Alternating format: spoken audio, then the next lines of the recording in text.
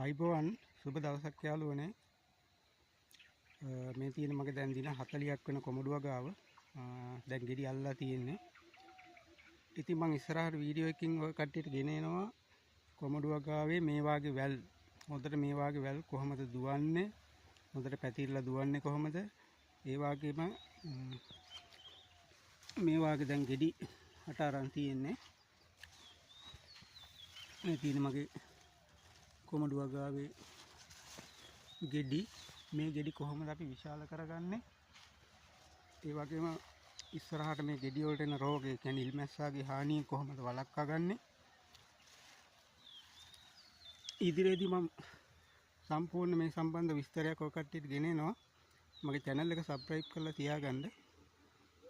තව දින කිහිපයකින් අලුත් වීඩියෝ එකකින් හමු වෙමු. එහෙනම් ගිහිල්ලා එන්න. සුබ දවසක් හැමෝටම.